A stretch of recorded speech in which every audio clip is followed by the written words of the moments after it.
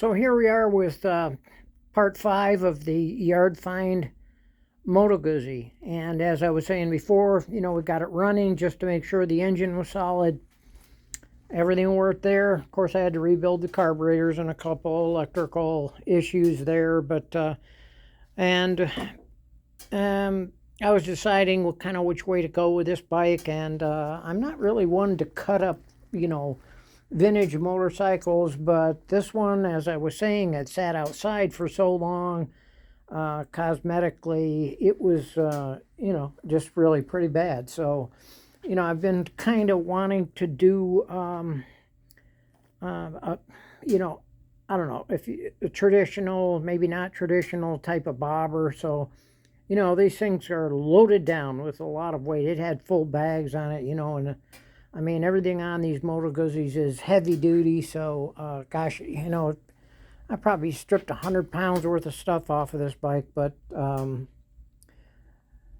just getting it to a point, as you can see, I mean, once you get it down to this point, the fork tubes need to be replaced, which, I knew, you could see. You don't want the fork seals going over these rusted spots here, and they're not terribly expensive, so of course I'm not going to use the old fork tubes. Those have to be cleaned up. I got lucky here with the steering head bearings.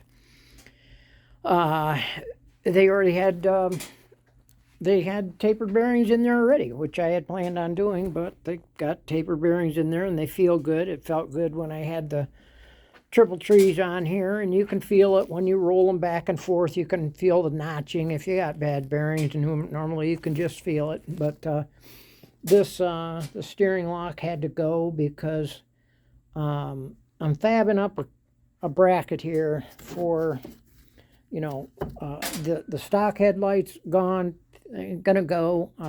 The dash, that big old square, kind of funky looking Moto Guzzi dash, and with the speedometer and everything, is gone.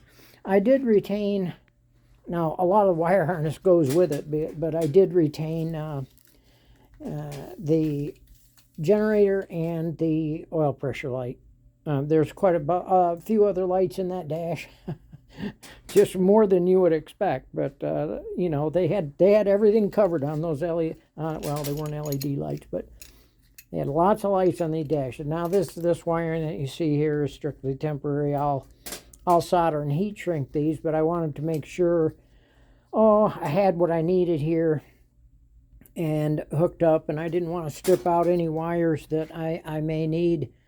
Of course, I have a new set of points and condensers to put in there, and just a lot of things. I chopped the back fender already. There are some different ways to go with this. I mean, you can do kind of a slash cut like this, which I've done before a long time ago on a Honda that I kind of bobbed, but I kind of wanted to follow the lines of the frame here and the fender, and so I decided to go that way with the back fender. The front fender, I wanted to retain these braces here because with the, and I hate to say spindly little forks they used to put on these old vintage bikes, these do act as at least a mild form of a fork brace. So I wanted to keep the braces in place, and this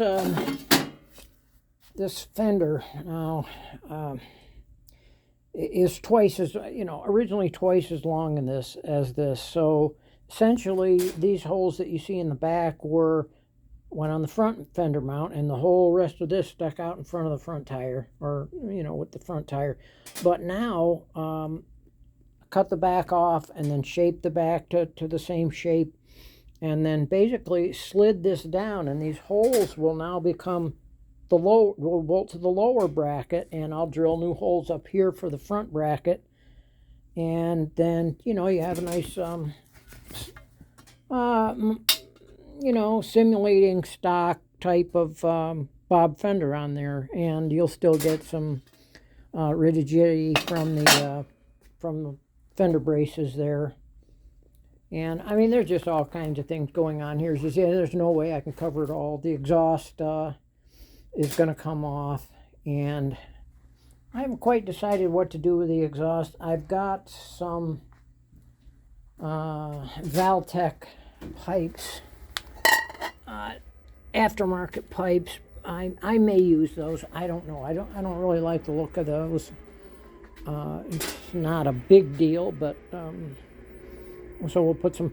Excuse me. We'll put some pipes on there, and just tons of stuff to do. The brakes need rebuilding. The master cylinder needs rebuilding. The calipers need rebuilding. I'm just making up. I had these. In fact, I've got another set of these somewhere stashed away. These were the old vintage style.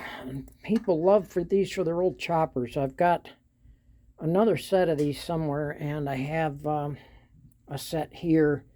So I'm just fashioning up out of raw stock, a bracket here that will go onto the original lower triple tree. And go in here like this. And of course the headlight will go here. And I'll run the high-low beam instead of being on a toggle. I'll run those to the handlebar, and I'll put it low on the handlebar down by the triple clamp. You can get these switches on, off, high, low, or you can use them for anything, honestly. I mean, whatever accessories you want to run with these is fine, but the original switches on these old Moto Guzzis on the handlebars were not the greatest in the first place, so I'm not going to go with those. The old switches, one of them starter side had already shorted out, so just little stuff going on. I got the grips, and I got a turn signal kit, and it's just a lot easier rather than I go with some LED turn signals, and get yourself a turn signal kit, and just go straight off of one of the fuses back here that I'm not going to be using any longer because I've pulled a lot of the wire harness. So there's some open fuses on here, and I'll run that turn signal kit. It gives you the wires, it gives you the switch, it gives you the relay. It's just a really simple way to get your turn signals back. I'll get some LED turn signal. Now, some people don't even bother putting turn signals back on it, but the state here requires it, and you have to have your vehicle inspected. So I will do some hopefully tasteful LED turn signals on it, but so I just it's coming along. The generator or alternator brushes I can see in here are pretty worn. Yeah, they've never been replaced. You can replace this whole assembly, or you can just replace the brushes. You have to resolder the wires if you're just going to use no brushes. It's easier just to bolt a whole new assembly in there, but it's more expensive as well. And I've got a set of brushes around somewhere. I know that I do.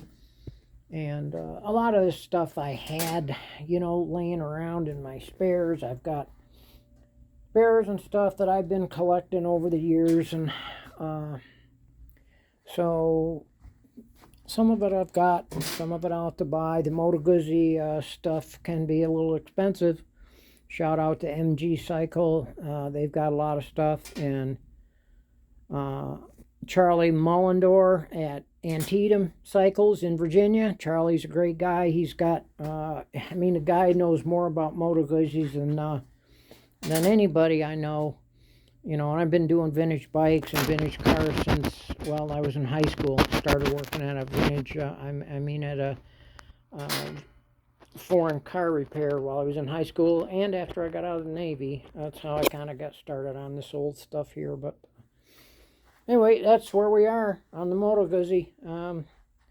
Got it down to the other shop, and so just working away at it. Probably put a solo saddle on here. Instead of that big seat, it's all rotted. The base is all rotted out anyway. Use a set of old police handlebars. When I get stuff mocked up and on the bike, I'm going to mock it up first and then take it apart and clean it. But when I get everything kind of on it and mocked up, I'll have another quick video. So anyway, I hope everybody's having a good day, and thanks for watching.